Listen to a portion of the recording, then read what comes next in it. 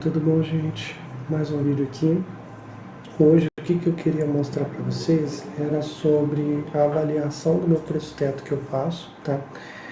Eu quero deixar claro algumas coisas primeiro, que nenhum ativo que eu comento aqui é indicação de compra e de venda, tá? Eu sempre falo e gosto até de repetir que atualmente eu não tenho competência técnica para fazer indicação de ativo, tá? Além de que eu não posso fazer, né, legalmente, eu gosto de deixar isso claro porque realmente eu sou só um investidor que está tentando aprender as coisas, tá bom? E estou deixando aqui os vídeos como registro, né? E também para estimular outras pessoas a investirem. Então, esse aqui é um tipo de controle que eu faço, que aqui tem alguns ativos que eu coloquei. Eu acho que não tem todos na minha carteira e nem todos que estão aqui estão na minha carteira, tá? Alguns já fizeram parte, outros eu acho que eu nunca tive, mas foi alguns que eu escolhi colocar porque dá para eu ter uma ideia de como funciona a minha avaliação, tá? Então vamos lá. A avaliação que eu faço, ele parte por, deixa eu voltar nessa tela, ele parte por algumas coisas. Ele parte por gestão, por gestora, tipo de gestão, que é gestão ativa ou passiva, setores e risco da tese. Então, por exemplo, vamos primeiro no setor, que eu acho que é o mais simples de entender. Setor. Então, setor tem alguns que eu considero mais arriscados. Então, os mais arriscados, quando eu vou fazer a minha avaliação ela vai comparar com o IPCA+, vamos ver aqui, IPCA+, de 2045. Então, na data de hoje que eu fiz, o IPCA+ está em 7,23. Eu sempre vou pedir um spread, um valor a mais, tá? É isso que geralmente o analista faz. Eu achei importante explicar um pouquinho melhor essa relação aqui entre o spread, né, do que é solicitado. Então, por exemplo, o IPCA+, hoje está mais 7, né? Então, ele vai calcular o IPCA do período, a inflação do período, e além da inflação, ele vai te pagar mais 7% ao ano. É uma rentabilidade bem interessante. Ele estava 5%. Então, deixa eu explicar um pouquinho melhor. Na época que estava pagando 5%, isso ao ano, ok? E aí vamos imaginar que existia um fundo que estava pagando, um fundo que estava custando R$100, então ele estava pagando 0,66 por mês, isso dava 8% ao ano, ok? Ou seja, existia uma spread, existia uma diferença ali de 3%, ok? Então, ok, existe um risco maior ao você investir em fundo de investimento imobiliário do que você investir no título público. E aí, nesse caso, está condizente. Claro que depende do setor, depende da gestora, depende do tipo do fundo, da tese do fundo. Tudo isso vai fazer o mercado precificar esse spread diferente. E o que eu estou explicando no vídeo que eu fiz é como eu atribuo o valor do spread aqui, tá? Cada analista ele vai ter a sua forma de avaliar, tá? E aí eu tento deixar um pouquinho mais rigoroso no sentido de ter uma metodologia para sair um valor ali. Claro que isso aí está em construção, provavelmente eu vou mudar ao longo do tempo, tá? Mas aqui já dá para ter uma ideia. E aí o que acontece com o fundo de investimento imobiliário? Se antes ele estava pagando, o IPCA+, estava pagando 5%, quando ele vai agora pagar 7%, o IPCA mais 7%, o que vai acontecer com o spread solicitado? O spread solicitado ele permanece, só que ao invés de ele estar pagando 8%, você entende que ele vai ter que fazer esse deslocamento também para cá, de modo que ele agora ele não vai pagar só 8%, ele vai ter que pagar 11%, né?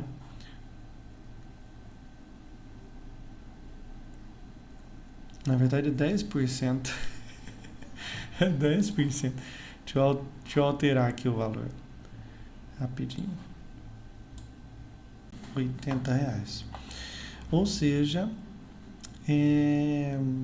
para o spread se manter nesses 3% que existe aqui, quando ele sobe 2% aqui, ele sobe 2% aqui. Só que o que acontece? O fundo de investimento imobiliário, ele não consegue, um fundo de tijolo, ele não consegue, de maneira rápida, subir o valor. Ele não consegue repassar a inflação tão rápido, né? Ele não consegue aumentar o valor assim. Então, o que o mercado faz? Como o que ele está pagando vai continuar o 0,66, que é aproximadamente 8% ao ano, nesse caso aqui da cota C100, ele traz a cota para baixo, a fim de que a remuneração que você vai ter vai ser os 10%. Entendeu? Então, o que a gente está vendo atualmente? São o preço das cotas caírem para se adequarem ao risco que o mercado está enxergando. Entendeu? Mas o rendimento continua o mesmo. Então, por isso, quem investe nos ativos, nos fundos de investimento imobiliário, enxerga atualmente como oportunidade, porque está mais barato. Tá? Então, o que eu estou explicando lá é exatamente esse spread. Ok? Espero que tenha dado para entender, né? É claro que você encontra distorções, né? Nem tudo vai ser claro, mas é interessante, principalmente você ter essa noção aqui. Então, vou continuar lá o vídeo, tá? Para eu poder investir, entendeu? Então, eu vou querer um retorno a mais do que esse IPCA+, ele está me retornando, tá bom? Então, vamos lá. Quanto maior, quando eu coloco aqui, mais o spread vai ser maior, tá? Então, por exemplo, Fiagro e desenvolvimento, na minha avaliação, eles são mais arriscados, tá? No momento atual. Desenvolvimento, porque existem muitas incertezas ali, se você vai conseguir vender, se você vai conseguir entregar tudo dentro do prazo, existem várias incertezas ali no meio. O preço pode oscilar, existem várias variáveis ali que podem influenciar, tá? E o Fiagro, no momento atual, ele é mais arriscado, eu considero, do que outros fundos de investimento imobiliário, tá? Então, vamos lá. Os outros que eu acho arriscado ainda é corporativo, pelo tempo atual, né, pelo tempo que ele está. Teve a pandemia, que aí afastou bastante gente, entrou home office, e aí muitas empresas aceleraram o processo de home office, algumas retornaram, outras não, e muita gente acredita que pode ser o futuro, outros acreditam que a gente não tem como se adaptar em home office, então existe essa discussão, tá? Então eu acho que tem um risco realmente nele. Logística eu vou deixar por último para comentar. Residencial não é bem um risco da tese que eu vejo. Na verdade, o que eu observo é que o residencial ele não consegue ter o mesmo rendimento de outros fundos, né? Porque residencial eles não conseguem cobrar tanto, né? Então, quando você faz a comparação ali, realmente eu coloco isso na conta, tá? Mas é um setor por si só, eu não acho tão arriscado, né, como o desenvolvimento de Fiagro, mas tem um risco, né? Então eu peço um pouquinho a mais. Um outro, deixa eu só arrumar aqui rapidinho.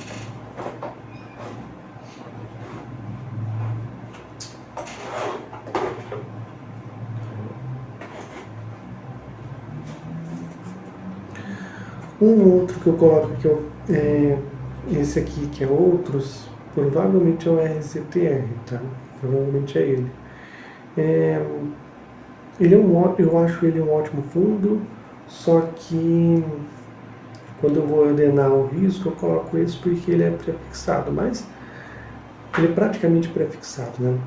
Existe um prefixado que tem um potencial a mais, mas ele ainda assim é ligado ao Fiagro, então tem relação com o valor da terra, né? O valor potencial da terra.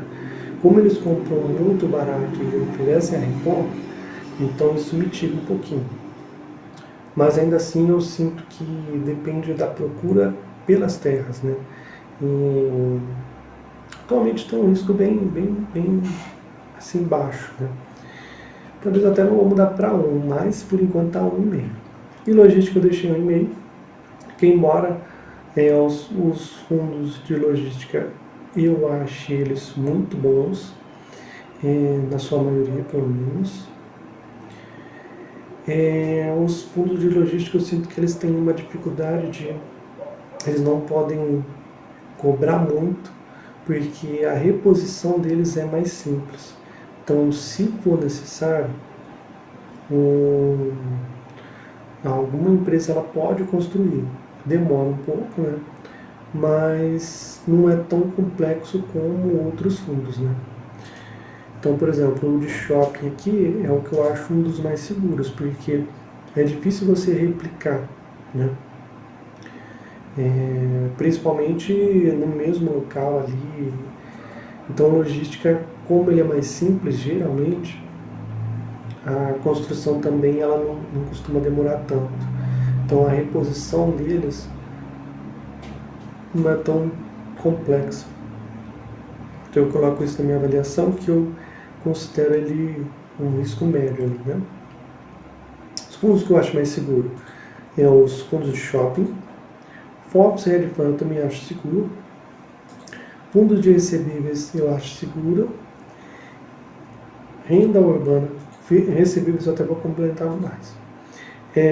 O híbrido, porque geralmente vai ter dois setores ali, então um setor pode sofrer, mas o outro vai segurar. Renda urbana, principalmente pela adaptabilidade dos imóveis. Você geralmente, mas não é sempre, mas geralmente, na renda urbana você consegue transformar aquele imóvel em várias finalidades, né?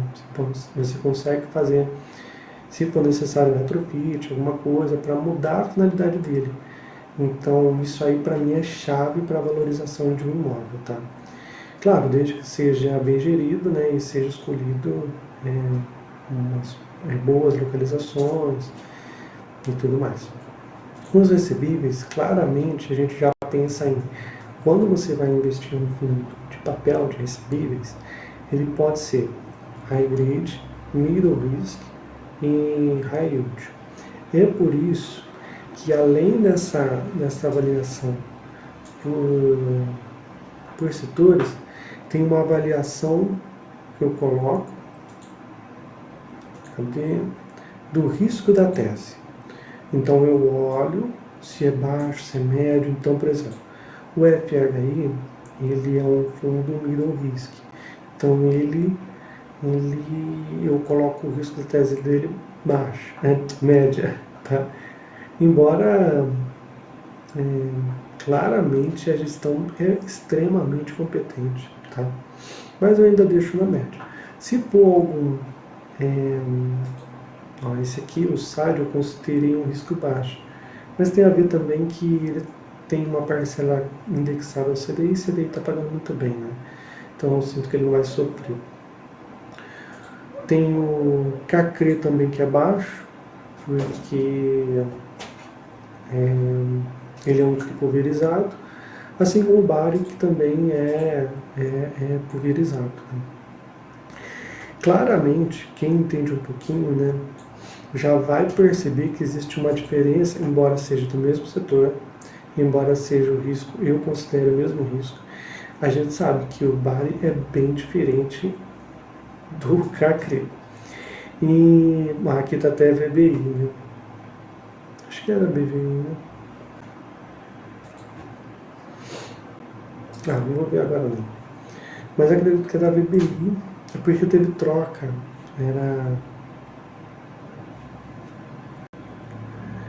Eu acho que não é da XP, é da VBI, é da VBI. Eles até estavam pensando em venda, tá certo, tá certo. Então vamos lá. E aí, uma outra avaliação se faz necessária que é em relação à gestora, tá? Então vamos lá. Risco da tese. Se for baixo, eu tiro 0,5%, médio eu coloco 0, e alto, se for alto, se eu considero alto, eu peço mais 1% de spread em relação a NTNB, a IPCA+. Tá? Outra coisa também que eu faço é em relação à gestora. Então, existem gestoras que eu peço muito mais, tá, o spread, para eu começar a investir. E, por último, gestão ativo-passivo. Passivo eu deixo em 0, eu não peço mais spread, mas o ativo eu peço 1 porque eu vejo um potencial ali de ou conflito de interesse, ou algum erro do gestor. Então, eu fico um pé atrás, tá? Bom, vamos lá. Eu utilizei essa parte aqui, né? Vou preencher esses dados. E aqui ele já me dá uma avaliação com a cotação atual, porque o Google, eu estou fazendo aqui na planilha Google, e na planilha Google ele já te dá a fórmula para você puxar o preço atual dos ativos, ele coloca até aqui um atraso de 20 minutos. Até 20 minutos, tá? Então vamos lá. É informativo, eles explicam aqui e tudo mais. Quando eu faço isso e ordeno ele aqui pelo desconto, e aqui assim, você pode dar pausa para você entender um pouquinho melhor, tá? Então esse aqui é o preço teto que eu pagaria, baseado no último rendimento, preço teto baseado nos últimos 12 rendimentos, últimos 12 pagamentos, e um teto conservador que eu nem preenchi, só preenchi no core porque eu queria deixar isso aqui, como eu falei, para ser didático, então não queria preencher tudo para a pessoa não se sentir tentada a copiar essas informações, tá? Desde que futuramente, quando deixar melhorzinho essa planilha, o meu interesse é disponibilizar, tá? Mas vamos lá. Quando a gente ordena, a gente já vê que só essa análise fria, às vezes, ela não tem a capacidade de ser tão competente, né? Porque se você olhar bem, o primeiro da lista é esse FVPQ. O FVPQ, ele é um fundo de shopping passivo, onde as lojas âncoras dele, ele perdeu, né? Elas desocuparam. Então ele está com desafios pela frente, tá? Caiu bastante o rendimento dele.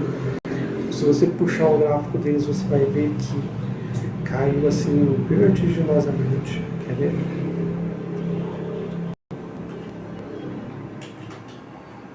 Vou pegar aqui.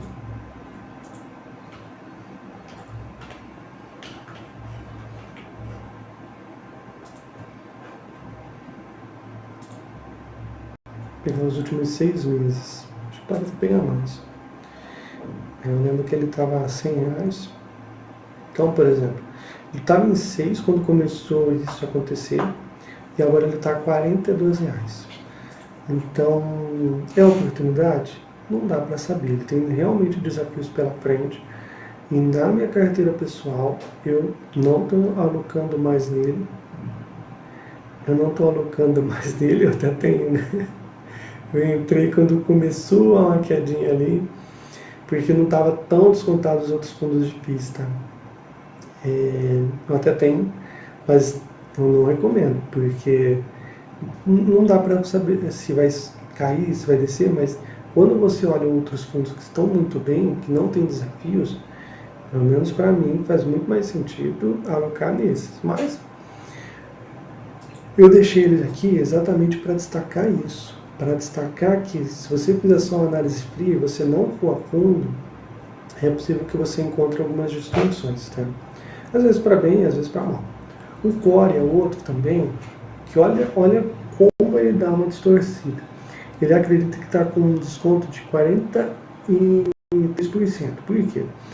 O último rendimento dele foi 1.025, os últimos 12 foi R$15.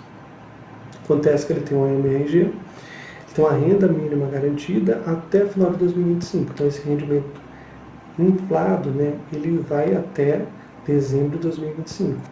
E o gestor, a Kinea, ele deixa isso sempre bem claro, tanto nas lives quanto tanto nas lives quanto nos relatórios. Tá.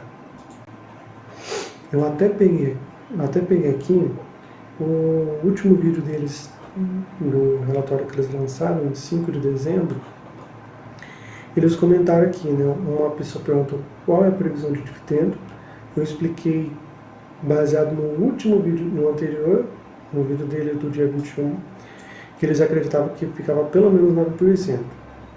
Então eles dão lá, eles explicam, né, que eles acreditam que vai ficar entre 7% e 8%, baseado na cotação lá de emissão que foi a R$100. Então, se a gente pegar vamos colocar 7,5% ao ano, dividido por 12, dá 0,62 centavos. Como é 100, então eu multiplicaria, daria esse valor, 0,6, tá? De rendimento. Quando eu coloco isso, 62 centavos, ele cai para 72. Então, nesse cálculo aqui, ele ainda estaria caro. Tá? Só para você ver como é preciso você entender um pouquinho melhor e você completar essa parte aqui do valor recorrente, mínimo conservador, para você ter uma margem de segurança. Tá? Bom, acho que é isso. Tá? O TRBL também teve problemas, tanto alguns cotistas reclamaram da falta de transparência, porque eles não falaram sobre alguns problemas que eles tiveram no imóvel, mas já está em processo. Bom, vamos ver se eles conseguem vencer o desafio. Mais um detalhe também que é importante é que na parte do setor, quando a gente pega no setor de recebíveis, ele vai considerar o spread não só do IPCA 45, ele vai também fazer a comparação com o IPCA acumulado aqui. Porque o fundo de papel, ele serve para ele já te devolver a inflação no período. Se você pegar a cota, você vai ver que ao longo do tempo, o valor patrimonial não é para oscilar tanto assim, né? Está oscilando agora porque a taxa de juros está subindo bastante, então o Selic está subindo bastante. Mas geralmente não oscila muito, e isso faz com que o mecanismo de defesa para o investidor é um dividendo geralmente mais elevado, porque ele já está entregando para você a inflação. Tem fundos, eu lembro que até o SNC, deixa eu ver aqui, deixa eu ver se vai estar aqui. Aqui. SNCI, no relatório deles, eles até falam quanto no mês ele está te pagando a inflação e quanto de rendimento. Tá? Então tem essa diferença aqui. Futuramente, eu quero fazer uma análise por ativo. Tá? Então eu vou fazer a análise por ativo, faço o cálculo certinho para ver quanto que fica, né? O preço teto, preço teto conservador dos últimos 12 e tudo mais. Tá? Por último, e não menos importante, os POPs,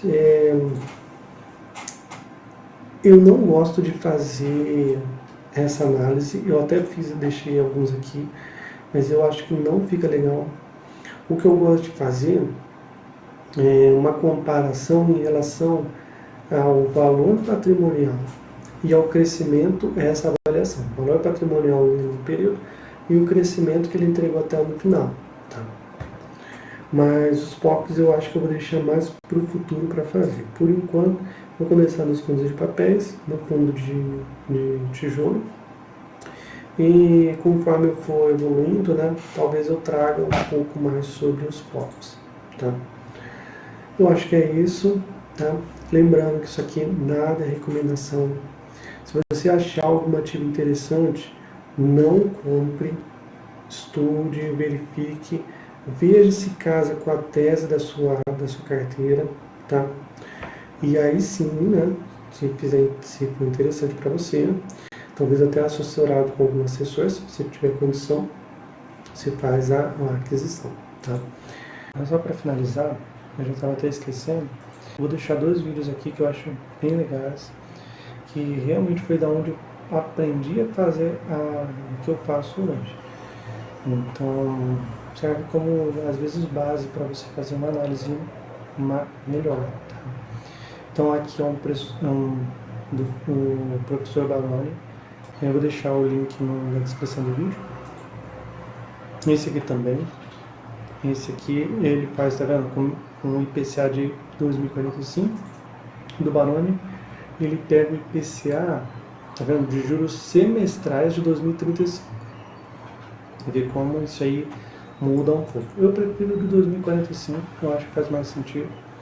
Mas fica a critério da análise da pessoa, tá bom? Acho que é isso, gente. Um ótimo dia. Se vocês tiverem interesse que eu avalie algum ativo específico, deixe nos comentários, que aí eu vou dar atenção especial. Vou tentar colocar, ordenar nos vídeos que eu estou criando para o canal, tá? Se você gostou, deixa o like. Se você tiver alguma crítica também construtiva, pode escrever, tá?